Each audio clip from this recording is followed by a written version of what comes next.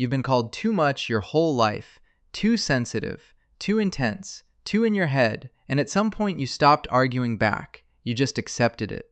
Started minimizing yourself in rooms where you once took up space. Started simplifying your thoughts before sharing them because the full version made people uncomfortable. But here's what no one told you. The very things that made you feel like an outsider, the habits people raised eyebrows at, the patterns you quietly apologized for, they aren't signs of dysfunction. They are signatures of a mind that works at a depth most people will never reach. And by the time this is over, you're going to see yourself very differently. There's a particular kind of pain in being intelligent but never being told that you are. You just feel off, like everyone else received an instruction manual for how to exist in the world, and somehow yours never arrived. You learn to perform normalcy, to compress your thoughts into digestible pieces, to smile and nod in conversations that felt like standing in shallow water when everything in you wanted to dive. You got very good at pretending to be simple, but underneath that performance, something kept moving, kept turning, kept asking questions that had no satisfying answers. That thing never stopped. It just learned to hide. The first habit. You narrate your own life out loud. You talk to yourself, not mumbling, not venting, thinking audibly, processing the world through language, because silence alone isn't enough of a container for what's moving through your mind. People find this strange. Children do it naturally, then get socialized out of it. But some minds never fully abandon the habit, and researchers have found that those who don't tend to be the ones whose internal processing is simply too complex to stay silent. External verbalization isn't a quirk, it's cognitive scaffolding. You're building structure in real time, and your mind needs more architecture than most. If you think better while walking, while pacing, while speaking softly to an empty room, that's not eccentricity. That's a high bandwidth mind finding the conditions it actually needs to function. The second habit will sound familiar. You can't let a question rest at its surface. You pull on threads, you follow implications. You ask why, then why behind that. Then, what does this change about everything else I thought I knew? You unravel things most people accepted without examination, and then you have to sit alone in the wreckage of a belief that everyone else still holds intact. This is called depth of processing, and it is one of the clearest markers of intellectual complexity found across decades of research. It is also, let's be honest, genuinely exhausting, because the world rewards clean answers, fast thinking, decisive people who don't spiral into the 17 implications of a single assumption, and your mind refuses to be that simple. But here's what that refusal has quietly produced. Every original insight you've ever had, every time you saw something coming that others didn't, every moment you said something that made a room pause and think, that wasn't luck, that was the cost you paid, working through the dark, finally paying off. The third habit is harder to name without it sounding like a flaw. You feel things before they happen. Not literally, but close. You walk into a room and something shifts in your chest before you can explain why. You notice the tension between two people before they've said a word. You hear what someone didn't say as clearly as what they did. Researchers call this a combination of emotional granularity and heightened sensory sensitivity.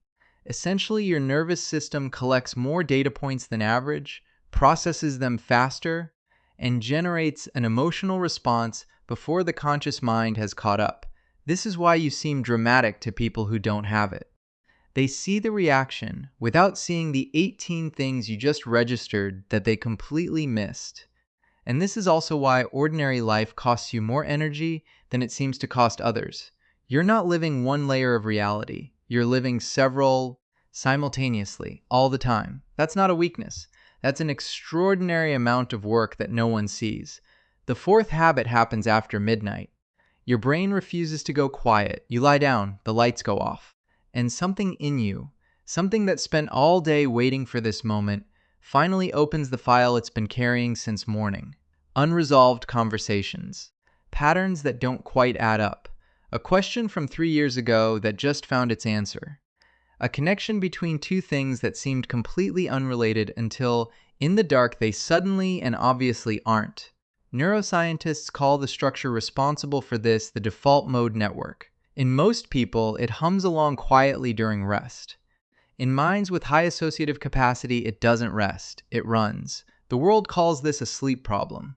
But many of the most important realizations you've ever had came from exactly this space. The thought that changed something.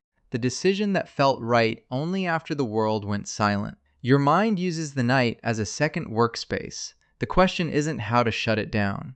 It's how to stop fighting it. Here is where I want to slow down, because something needs to be said that goes beyond neuroscience. These habits don't just emerge from a particular type of brain. They emerge from a particular type of childhood. Some of you were the kid who asked one too many questions, the one who was told to stop making things complicated, the one who felt things deeply in a house that only understood things practically. Some of you learned, not from books, but from consequence, that your full self was too much to safely show. So you started keeping things in, started processing internally, started building elaborate inner worlds because the outer one didn't have room for you. And something interesting happens when you look at these habits through that lens. The constant self-narration, maybe it started because there was no one around who actually listened. The sensitivity to atmosphere, maybe it was a survival skill before it was a personality trait. Reading the temperature of a room, because knowing what was coming gave you just enough time to adjust. The inability to stop asking why. Maybe it began as a desperate attempt to make sense of a world that often didn't. These behaviors weren't strange. They were intelligent. They were a child's best attempt to navigate something difficult, using the only tool they had, which was an extraordinary mind. And here's what that means for you now. These patterns don't need to be fixed. They need to be understood, because the version of you that developed them was not broken. That version of you was resourceful beyond measure. The fifth habit is the one that costs you the most socially. You cannot fake interest in shallow conversation. Not because you're arrogant. You've tried. You smile, you nod, you ask the follow-up question you're supposed to ask. But something in you is absent, running a separate thread, waiting. This is documented. People with high openness and cognitive complexity consistently report surface-level exchange as genuinely draining, not mildly boring, but actively depleting. The mind doesn't find nourishment there. It finds noise. What you actually want is different. You want the conversation where something true gets passed between people, where someone says something they haven't said before, and it changes the shape of the room, where you leave knowing something you didn't when you arrived. That's not a high bar. It just feels that way because it's rarer than it should be. And the loneliness of this, sitting in a crowd, performing presence, feeling miles away, that loneliness is real. It's not in your head. It's the natural result of a mind that requires depth, living in a world that mostly trades in surfaces. The sixth habit is the quietest, and in many ways the most powerful. You see things other people walk right past, a detail that doesn't fit, a pattern in someone's behavior that reveals something about them they haven't consciously acknowledged. A connection between two completely unrelated ideas, and then, in one sudden moment, they're the same idea in different clothes. This is called high associative thinking, and it's one of the most reliable signatures of creative and analytical intelligence found consistently across research spanning decades. It's why you sometimes say something and watch the room go quiet. You weren't trying to be profound. You just saw something that was already there, sitting in plain sight, waiting for someone with the right kind of vision. Most of the time, you don't even know you're doing it. It feels like thinking. It feels ordinary. From the outside, it looks like something else entirely. Here's the part I want to stay with.